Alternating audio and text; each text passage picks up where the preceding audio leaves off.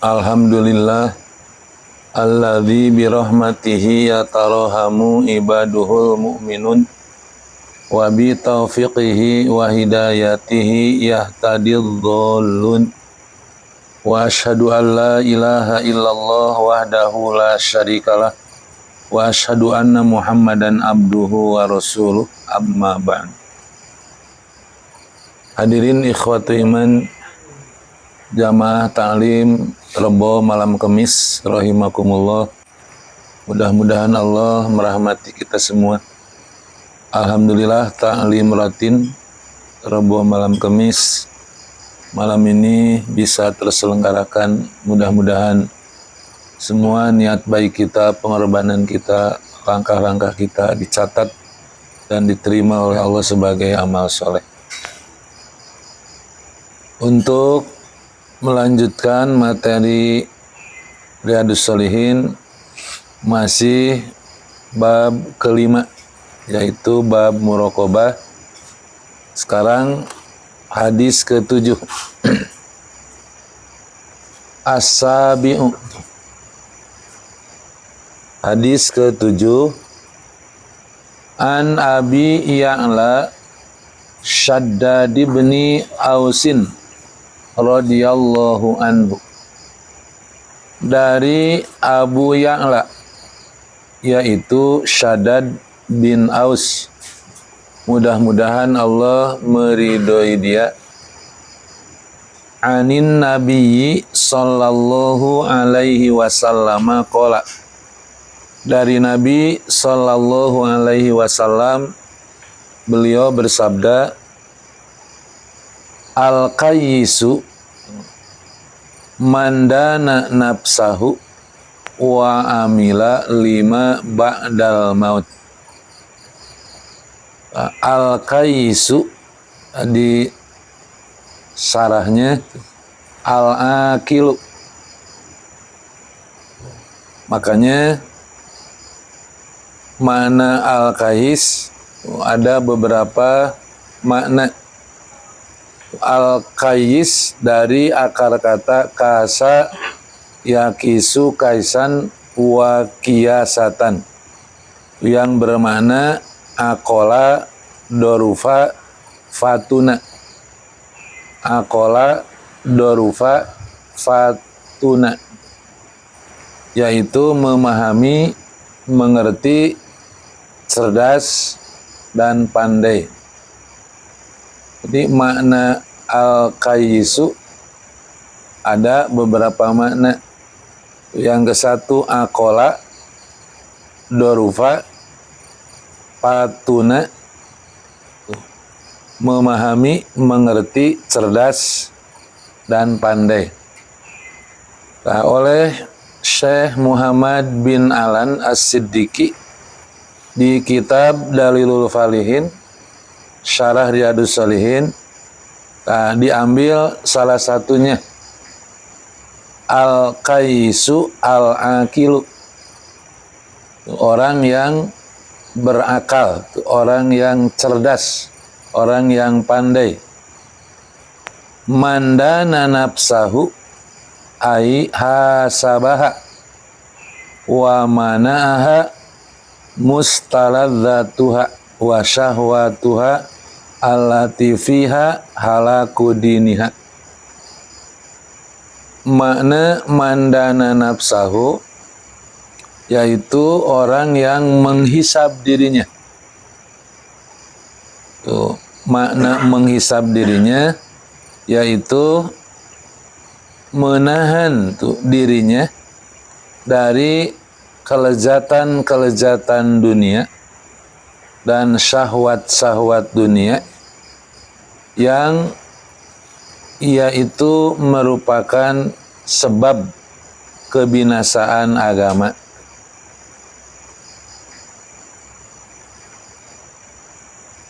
Tergiur,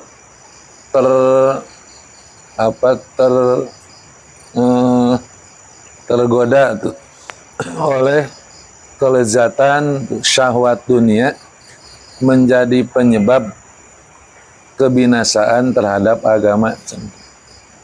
Orang yang cerdas, orang yang menghisab dirinya dan beramal lima ba'dal maut, untuk kehidupan setelah kematian. Ada dua orang penyelam yang ditugaskan untuk mengambil emas atau permata di dalam laut. Dua orang penyelam tersebut menyelam di dalam laut, melihat keindahan-keindahan dalam laut yang belum pernah ia lihat, maka terbuai itu, lupa terhadap tujuan menyelam untuk mengambil permata. Yang dua orang ini karena melihat keindahan, menyaksikan, merasakan keindahan di dalam laut, terbuai.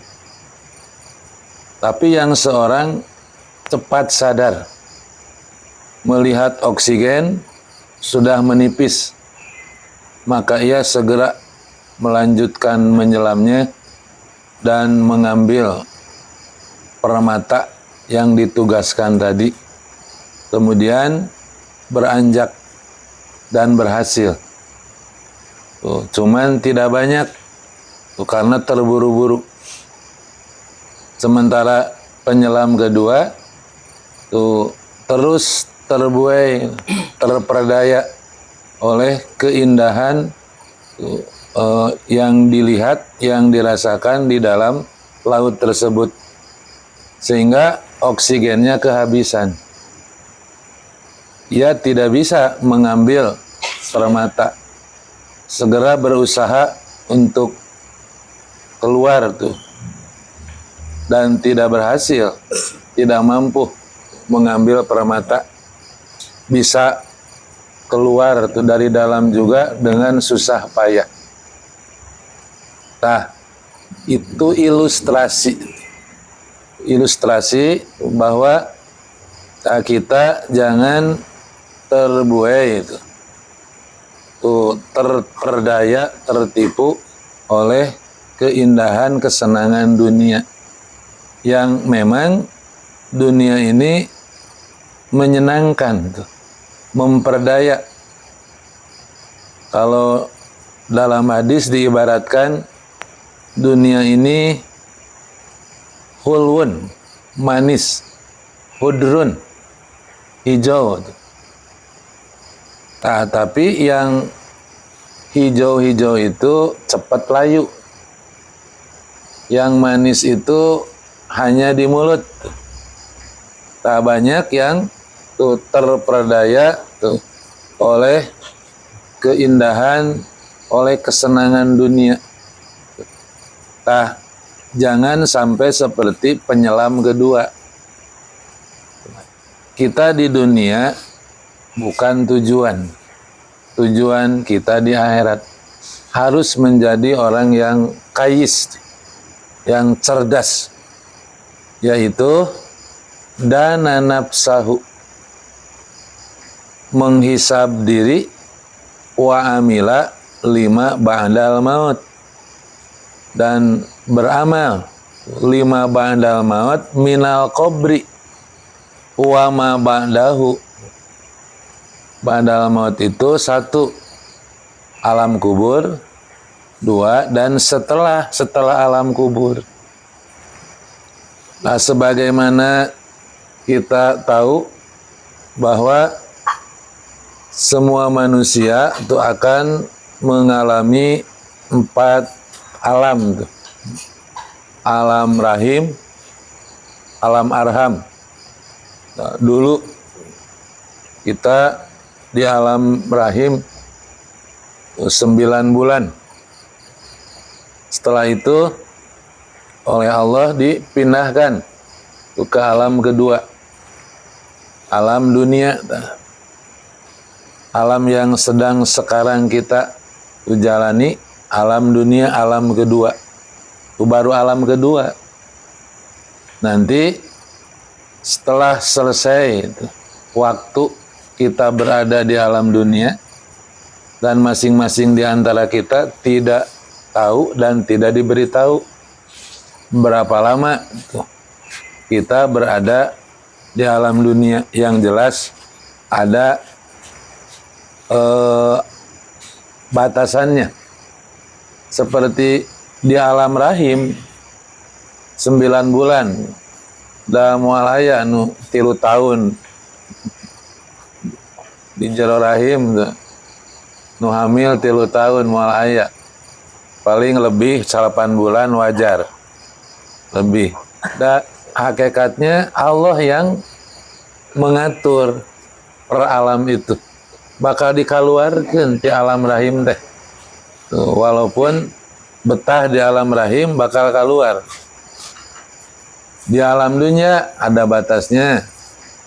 Nu betah alim pindah ke alam kubur bakal pindah. Kebetah di alam dunia cenah. Wayahna di alamnya can waktuna pindah mah di alam dunia we. Dia ada batasnya. Nah, nanti kalau sudah habis jatah berada di alam dunia, pindah ke alam kubur. Tuh, lamanya di alam kubur kadang lebih lama ketimbang berada di alam dunia. Di alam rahim tadi terbatas 8 bulan. 10 paling lama, ada yang kurang dari 8.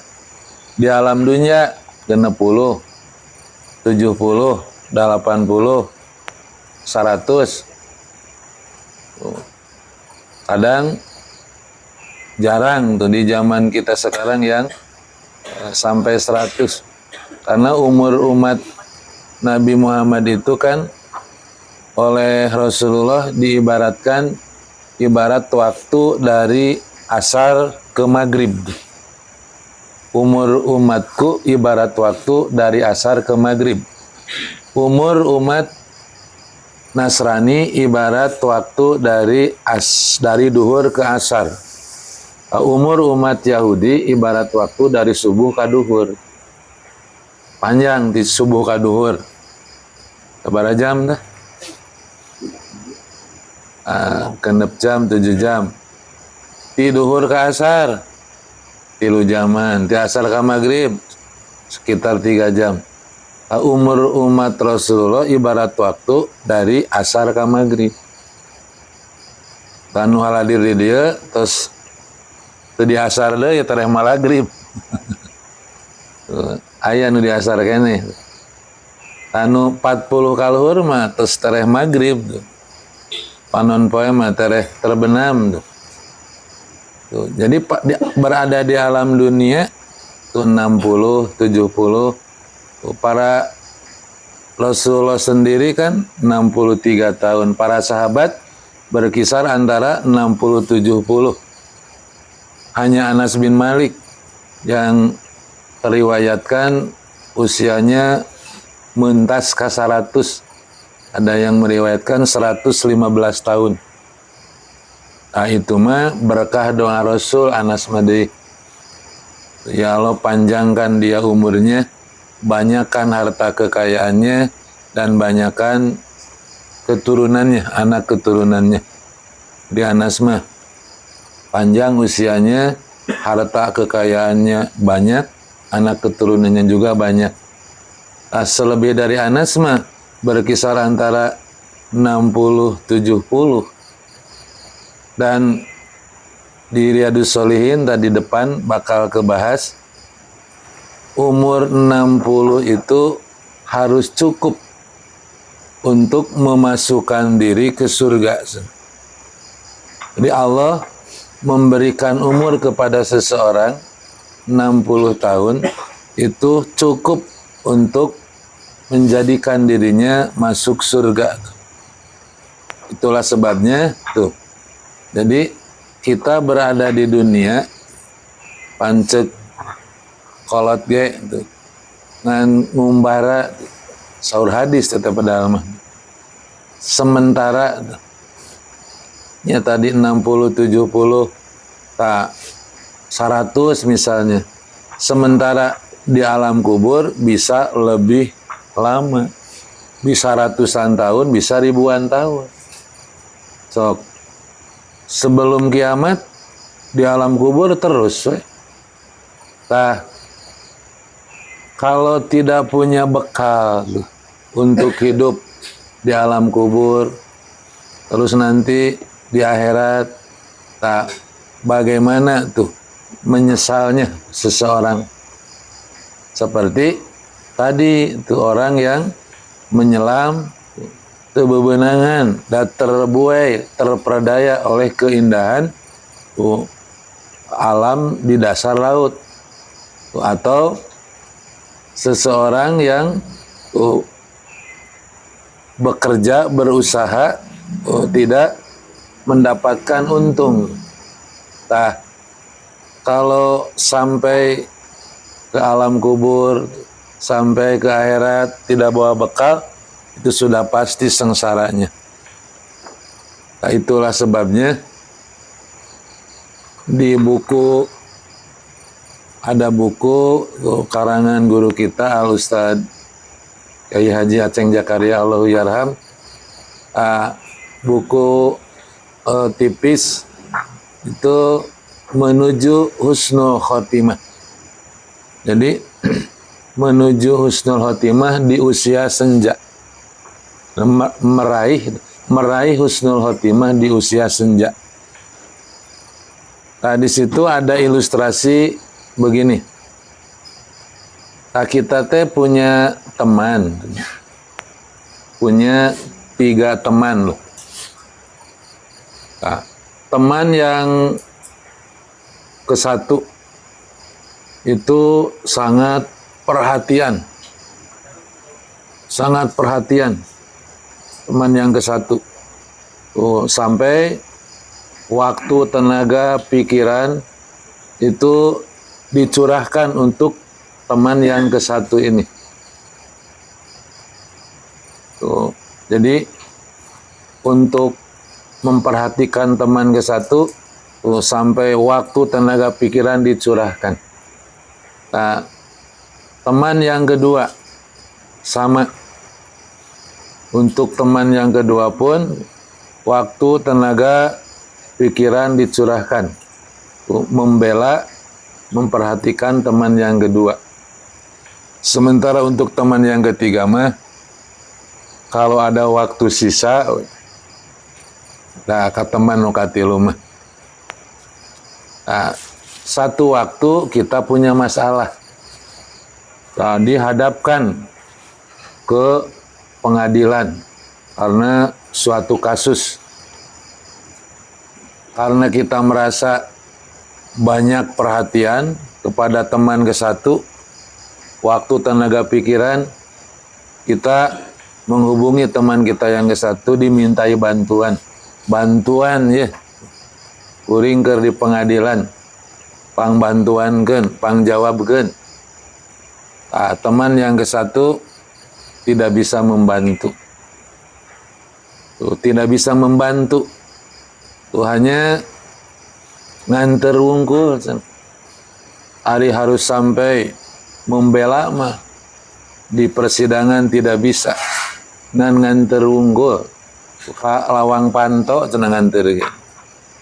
Maka ia kecewa dengan teman yang ke-1 ini. Padahal selama hidupnya dicurahkan tenaga, pikiran, waktu untuk teman yang ke-1. Nah, kita masih ada harapan sugan teman yang kedua, pemantuan. Dihubungi teman yang kedua pun jawabannya sama. Tidak bisa kalau harus sampai membela di pengadilan. Nganterkeun mah cenah, ayu nganter mah. Nah, kita kecewa lagi dengan teman yang kedua. Mau minta bantuan ke teman yang ketiga malu. Karena selama ini waktu hanya ala kadarnya, hanya sisa. Tapi bagaimana lagi? kecuali harus minta bantuan ke teman yang ketiga walaupun malu. Di luar dugaan teman yang ketiga mah siap membantu di persidangan, bukan ngantar sampai pintu, bahkan siap membela. Nah, teman yang ke satu adalah dunia, harta. Harta, demi harta tuh kita tuh manusia kerja keras banting tulang, waktu, tenaga, pikiran untuk mencari harta. Nu padahal bakal ditinggalkeun. Nu kadua keluarga, membela keluarga. Ternyata tidak membantu. Nu katilu mah amal. Nu katilu mah teman kita yang ketiga amal soleh. Karena waktu habis mencari harta, membela keluarga, tuh amal soleh mangan saeutik. Tapi justru nu membela di pengadilan amal soleh. Tah, harta nu dibawa ke alam kubur boeh unggul. Spring bread naon des? Nu simut sagala tinggalkeun. Untuk yang ditinggalkeun kerja keras, padahal ditinggalkeun. Ari untuk yang dihadapi itu kerja keras. Nah, keluarga nganterkeun sampai kuburan, sakumahanya sakumaha sedih, kamaldaikeun pan dikuburkeun mah sampai kuburan. Tah amal anu menemani mah setia. Amal salat kan di sebelah kepala, amal saum di sebelah kanan, amal zakat di sebelah kiri, amal haji dan lain-lainnya di sebelah kaki. Kalau seseorang di pengadilan banyak pembela tuh, reg-reg. Di alam kubur rea nu ngabela salat, saum, zakat, haji dan lain-lainnya. Tah kabayang nu di pengadilan teu aya saurang-urang acan nu ngabela. Di alam kubur dina kepala teu aya salat datara salat. Di tangan kanan teu aya nu ngabela saum datara puasa, tara saum. Tangan kiri teu aya tara zakat. Jadi kosong dari pembela. Tah, orang itu orang yang ajij, orang yang bodoh, orang yang tolol, orang yang lemah. Kalau orang yang cerdas mah yang menyiapkan diri, berbekal diri untuk hidup setelah mati. Karena itu dalam kitab Ihya Ulumuddin Imam Al-Ghazali mengutip pernyataan Ibnu Abbas. Menurut Ibnu Abbas tuh, Innallaha azza wa jalla ja'ala dunya salasata juz'in. Sesungguhnya Allah azza wa jalla membagi dunia kepada 3 bagian. Juz'un lil mu'mini, 1 bagian untuk orang beriman. Wa juz'un lil munafiqi, 1 bagian lagi untuk orang munafik. Wa juz'un lil kafiri, dan 1 bagian lagi untuk orang kafir. Fal mu'minu yatazawwadu, adapun orang yang beriman di dunianya itu yatazawwadu, berbekal diri, nyiapkan bekal. Wal munafiku yatazayanu, adapun orang munafik yatajayanu, berhias papaes dunia. Reus regreg rea harta, reus imah namun agreng tuh. Reus kendaraan mewah tuh, reus kendaraan siga di showroom, reus sawah lega panah lega. Nah itu mah orang munafik. Wal munafiku yatazayyan, dunia teh jadi papaes, jadi keindahan, bangga. Wal kafiru yatamatta, sedangkan bagian ketiga untuk orang kafir dunia ini tempat bersenang-senang. Jadi nu kafir mah kudu senang di dunyana, sabab di akhirat moal kabagian. Jadi kalau orang kafir beunghar kudu beunghar. Kudu senang di dunia dan di akhirat moal kabagian kesenangan. Di karunya menu kafir ripuh. Nu kafir mah ulah ripuh kudu beunghar. Di dituna bakal kana neraka. Tadi surah Muhammad ayat ke-12. Walladzina kafaru yatamatta'una wa ya'kuluna kama ta'kulul an'am summan naru maswallahum. Dan orang-orang kafir mereka di dunia ini yatamatta'una, bersenang-senang, wa ya'kuluna, dan mereka makan, kama ta'kulul an'am, sebagaimana binatang ternak, maut summan naru maswallahum, kemudian neraka bagian. Jadi orang kafir mah di dunia teh hardolin. Di dunia teh, di dunia teh hardolin, maut neraka.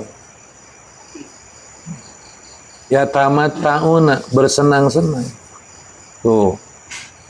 Jadi di jadwal tuh tadi, karena banyak harta pan kesenangan we yang dicari teh tuh perdaya tuh kesenangan dunia. Jadi sahur Ibnu Abbas tuh, innallaha azza wa jalla ja'ala dunya salasata juz'in, sesungguhnya Allah azza wa jalla membagi dunia kepada 3 bagian, juz'un lil mu'mini wa juz'un lil munafiqi wa juz'un lil kafiri.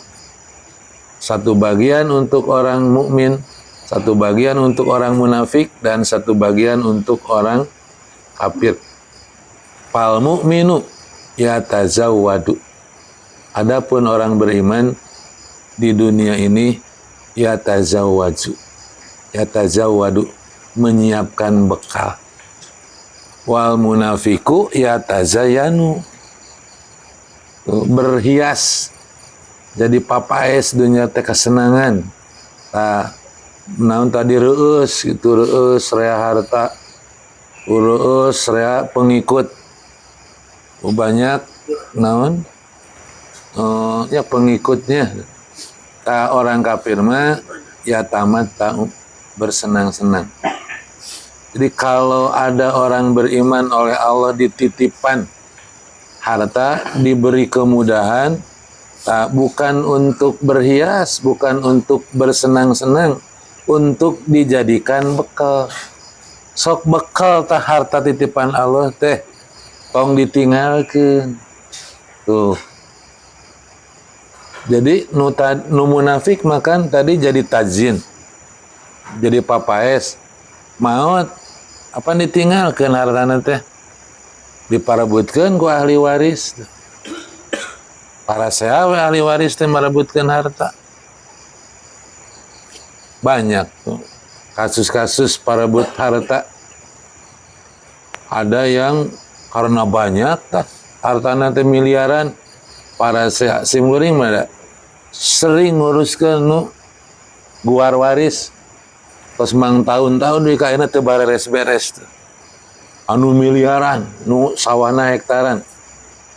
Aya di nu saeutik pasea deui. Saeutik warisanna teh. Lanceuk jeung adi parasea. Makanya ngawariskeun mah teu diparentahkeun ku agama ngawariskeun harta. Jeung teu gaduh pahala tina ngawariskeun. Teu gaduh pahala tina ngawariskeun. Matak bekal tuh. Ulah ditinggalkeun keur 7 turunan. Jangan di akhirat sangsara. Pan yang disebut dengan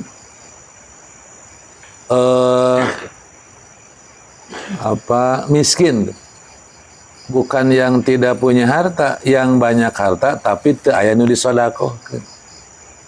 Suatu hari Rasulullah bertanya kepada para sahabat, tadruna marriqab, tahukah kalian orang yang mandul? Setahu kami Rasul nu mandul manu tidak punya anak. Rasul menjelaskan bukan. Yang mandul bukan yang tidak punya anak. Yang punya anak bisa jadi anaknya banyak tapi tidak ada yang soleh seorang pun. Dinu mandul sanes nu teu gaduh anak. Yang punya anak tuh rek sakedik rek seueur tapi teu aya nu soleh hiji-hiji acan, itu dianggap mandul. Sami we jeung teu gaduh anak. Nu kadua, tadruna mas-su'luk, tahukah kalian orang yang miskin? Setahu kami yang miskin mah yang tidak punya harta. Bukan. Yang miskin bukan yang tidak punya harta. Banyak hartana tapi teu aya nu disodakohkeun. Berarti tadi nu kadua atau yang ketiga. Kan kalau orang beriman mayatazawadu, berbekal diri ku amal soleh hablun minallah, amal soleh hablun minannas. Ari harta biasa teu dibekal ke akhirat, biasa ulah ditinggalkeun bekal dengan cara disodakohkeun. Utsman bin Affan terkenal dengan sumur Utsman, Bi'ru Utsman. Ketika kaum muhajirin hijrah ke Madinah, itu di awal-awal kan rada naon namina teh biasa minum air Zam-Zam, terus di Madinah kan sanes air Zam-Zam teh air sumur. Ya biasa Zam-Zam terus minum air sumur jadi naon sanes a priori naon nu biasana sumur Zam-Zam atuh ieu cai sumur biasa. Tapi cenah di Madinah teh di Masjid Nabawi kurang lebih aya 6 kilo aya sumur nu airnya seperti Zam-Zam. Tah atuh ngantri kadinya tah kaum muslimin teh beli air nu dimiliki ku Yahudi teh. Tah menyaksikan keadaan itu Rasulullah merasa kasihan. Jaba jauh ngantri meuli deh. Nya ku Rasul tadi kumpulkan para sahabat teh ditawarkan. Man yashtari min kumur raumata palahul jannah. Siapa di antara kalian yang tuh mau beli sumur raumah, buruhannya surga. Siapa di antara kalian yang mau membeli sumur raumah, tuh palahul jannah, baginya surga. Mendengar tawaran tersebut, Utsman bin Affan langsung tuh bergeser, beranjak dari majelis, kemudian mencari tahu pemilik sumur. Ternyata milik Yahudi. Oleh Utsman dibujuk beli sana. Yahudi kan nolak, tidak mau. Oleh Utsman dibujuk, alasan tidak mau menjual karena pencaharian. Tadi bujuk, akhirnya mau beli setengahnya. Uang dapat, pencaharian tidak hilang. Nah, akhirnya mau dibeli setengahnya. Jadi sumur itu milik berdua. Tuh, hari ini milik Utsman, besok milik Yahudi misalnya. Kalau dikitukan, atau Yahudi terjebak menang duit, coba pencaharian terhilang. Nah, setelah itu Utsman pulang, kemudian kepada Nabi lapor, sudah saya beli dan saya sedekahkan airnya untuk kaum muslimin gratis. Nah, tapi baru setengahnya, sana hari ini milik saya, besok milik Yahudi. Karena itu kaum muslimin ambil airnya harus 2 harian. Jadi sekarang buat besok supaya terbeli. Kaum muslimin itu dengan senang. Kamari mah jauh, jabang ngantri, jabang meuli. Itu kayak nama gratis. Jika namun gratis mah biasa resep. Ngantri sekarang mah tidak apa-apa dah gratis. Tapi buat 2 hari. Besok terbeli kan masih aya stok. Atuh Yahudi teh tepayut sayana teh. Akhirnya lama kelamaan kesel. Nungguan eta anu meuli wae cai, akhirnya dijual semuanya ke Utsman. Tuh. Utsman bin Affan sudah meninggal 1400 tahun ke belakang. Tapi sumur Raumah yang kemudian jadi Biru Utsman, sumur Utsman sampai hari ini masih ada di Madinah. Di alam kuburnya Utsman bin Affan dapat royalti, ganjaran, tapi royalti jariah tuh. Umur Utsman bin Affan tidak 100 tahun, tapi di alam kuburnya 1000 tahun lebih terus saya dapat royalti. Itu tiasa dibekal harta. Ya. Maka tadi pal mu'minu yatazawwadu, orang beriman di dunia ini berbekal diri, nyiapkan bekal. Wal munafiku yatazayyanu, adapun orang munafik berhias.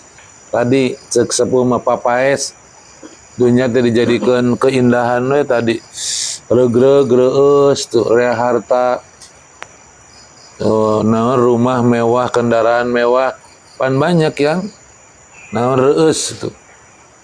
Umun di lembur mah sawah lega, naon deh tanah lega, nya sawah tanah lega. Ada di kota mah badan rumah mewah, kendaraan mewah, perusahaan, kos-kosan rea, kontrakan rea, reus tuh. Nah, tapi teh mau tinggalkeun teh anu dibekal atuh jadi papaes dunya teh. Tadi su'luk sangsara di akhirat teh. Makal boeh hungkul. Nya boeh hungkul nu boeh mah eta teh wadah getih jeung nanah. Matak boeh mah tong nu sae teuing. Nah, kan jang wadah getih dan nanah. Kan ke bakal hancur atuh tubuh urang. Sok dikuburkeun, di kuburan digumuruh pan teu aya ventilasi. Ayo awak nu diurus teh itu bakal bitu pan ge mata perut bakal bitu. Pan bakal getih, bakal jadi nanah. Jadi di alam kubur teh teu gaduh bekal tadi, teu aya salat, teu aya saum, teu aya zakat, teu aya haji. Da atos terus di alam kubur sangsara maka dituna ge ka akhiratna ge neraka. Dan teu berbekal diri, sekedar ya tazayyanu papaes tuh. Apalagi nu kafir mah tadi dunia teh juz'un lil kafiri mah iya tamatau, bersenang-senang. Wah, ulin we teu da rea harta. Ulin ngandahareun pan gitu. Kuliner. Nu baso lela teh kapanggih. Di dago kapanggih sakitu nyumput. Di Cikapundung aya sate di handapun jambatan kapanggih tukang dahar. Aya sate cenah di Cikapundung raos. Aya soto cenah di gang we soto kapanggih. Ku tukang tuangan mah, ku kuliner mah.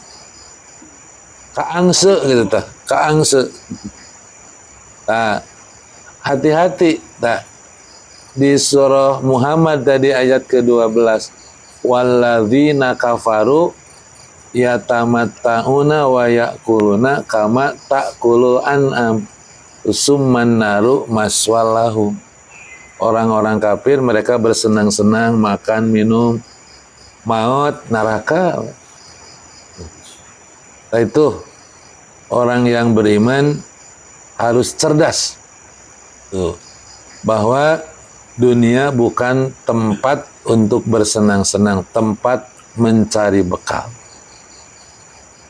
Nah, wal ajizu yang kedua, orang yang ajid, tak ajid di sini di Syarah Riyadhus Shalihin diberi penjelasan at-tariku lima yajibu fi'luhu bitaswib.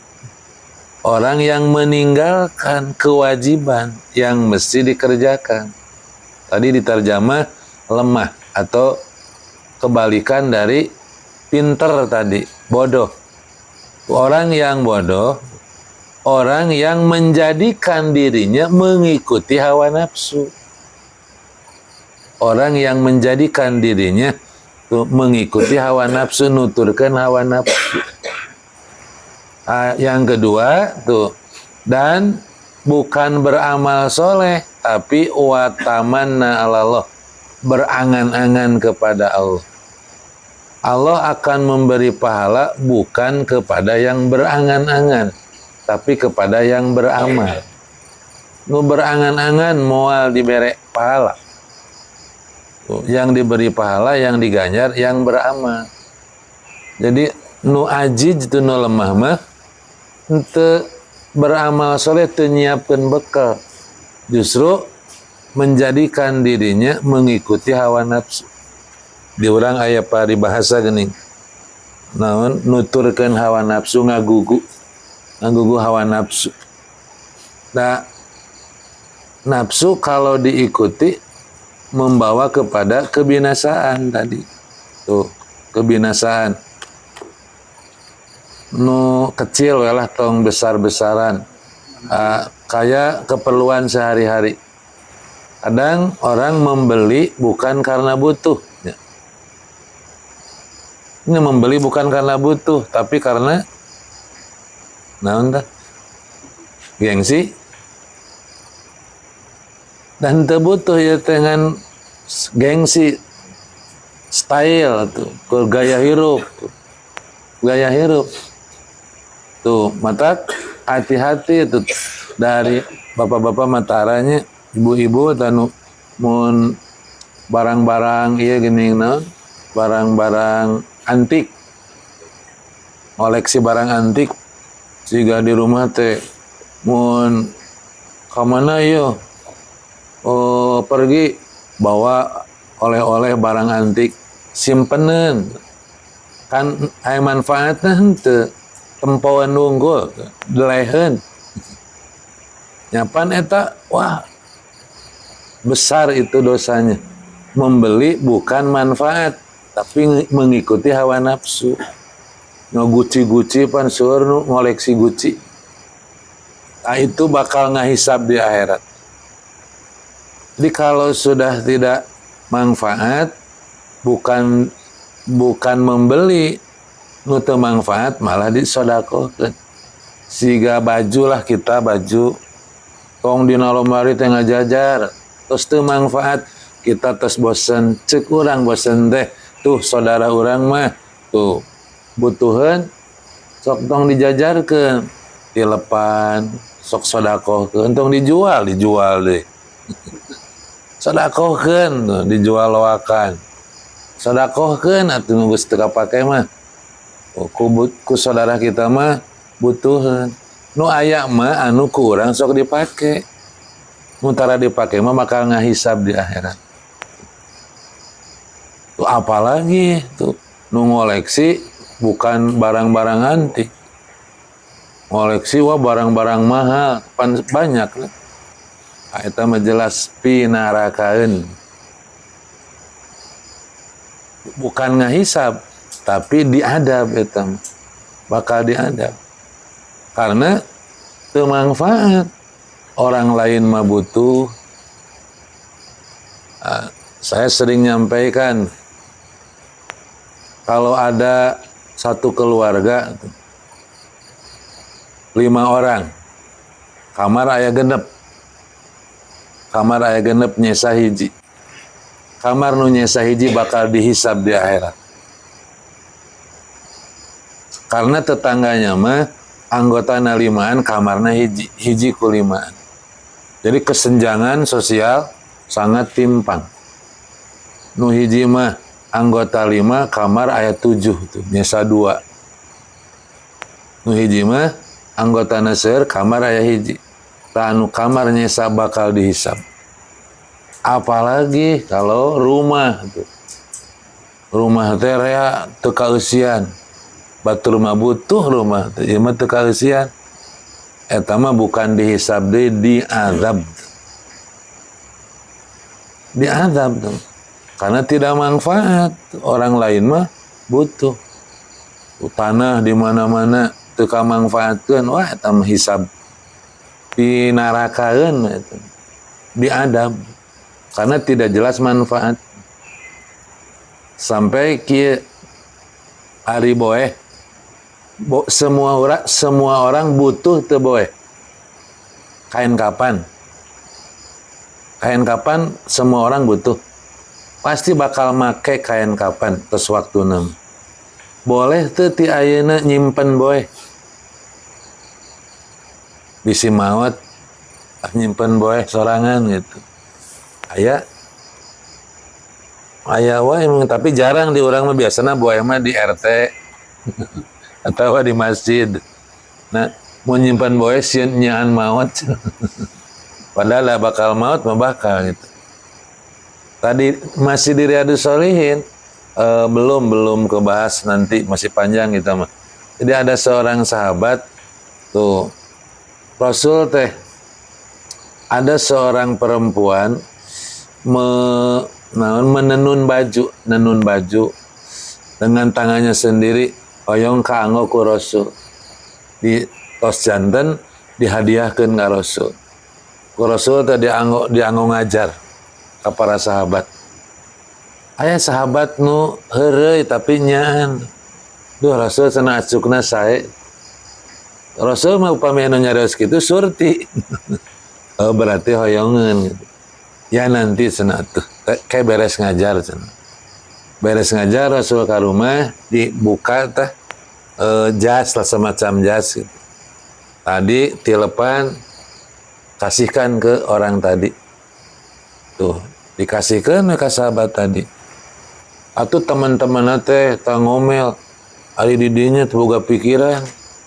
Eta teh Rasul teh baru hadiah. Tuh didinya mah jual nyarios kitu. Rasul mah upami dicariosan gitu pasti bakal dikasih. Cuman kamunya yang tidak berpikir cenah. Atuh da cenah bogo resep cenah. Tapi dah mau dipake ayeuna. Buat apa? Buat boeh tuh komo cenah, buat kain kapan. Buat kain kapan kan mau dipake ayeuna, berarti tersimpan dihisab cenah. Tuh nyimpen kain kapan we bakal dihisab. Padahal kain kapan mah jelas butuh manfaatnya. Apalagi menyimpan yang tuh jelas manfaatnya. Nyimpan dari kain kapan butuh orang teh. Tah, cuman ketika kita nyimpan kain kapan dari jangka waktu nu teu termanfaatkan, tidak akan lepas dari hisaban. Tah si kain kapan teh. Mata entong tong nyimpan kain kapan. Kumang kewe, kumamun maut nu hirup bakal neangan. Bahkan di kita mah aya nu kuburan oge naon namina teh? Ngabokingnya. Booking kuburan tuh duka tadi gumuruh di dulu mah di tapi enam sana tidak boleh di Pahlawan, jadi ayah di pagar gitu apa sim guring naros iya nanti ayah oh nu ngaboking cenah eta ayah mah saurna tidak boleh cenah nu ngaboking gitu teh. Jadi seseorang sieun kemun maot teh kabagian tempat padahal mah teu kudu ngemut kitu nya. Dan nu hirup nu bakal mikir mah engke teh. Da moal dipalidkeun kan we kumaha nu hirup. Jeung diulah pesen kanya mun rek motong pesen nyuhunkeun dikuburkeun di lemur entong riweuh kumaha nu hirup gitu. Abdi mah yang dikuburkeun di lemur entong pesen. Kumaha nu hirup tuh. Jadi ngabarabekeun nu hirup teh. Padahal dilanggar oge teu nanaon. yang dikuburkan di Garut. Di dia di gumuru nu deket. Ngalanggar wasiat teu dosa eta. Da sanes wasiat anu syariat eta justru ngabarabekeun. Jeung musim hujan kudu kagararu triweuh. Nah, di dia we nu deket di gumuru. Nah, jadi mengikuti orang yang ajid itu yang lemah akal, orang yang menjadikan dirinya mengikuti hawa nafsu. Orang yang cerdas, orang yang mampu menundukkan hawa nafsu. Hawa nafsu bukan diikuti, tapi ditundukkan ku jiwa. Ieu mah jiwa nu mengikuti hawa nafsu ajid. Nah, oleh sebab itu dari pembagian Ibnu Abbas tadi tuh bahwa Allah menjadikan dunia untuk 3 bagian, lil mu'mini, lil munafiqi, lil kafir. Tuh, fal mu'minu yatazawadu, wal munafiqu yatazayyanu, wal kafiru yatamatta'u. Nu cerdas nu mukmin. Nu munafik, nu kafir itu ajiz, lemah, teu cerdas gitu. Tah sakitu heula we tong seueur teh. Sajam tuh. Wallahu alam bissawab.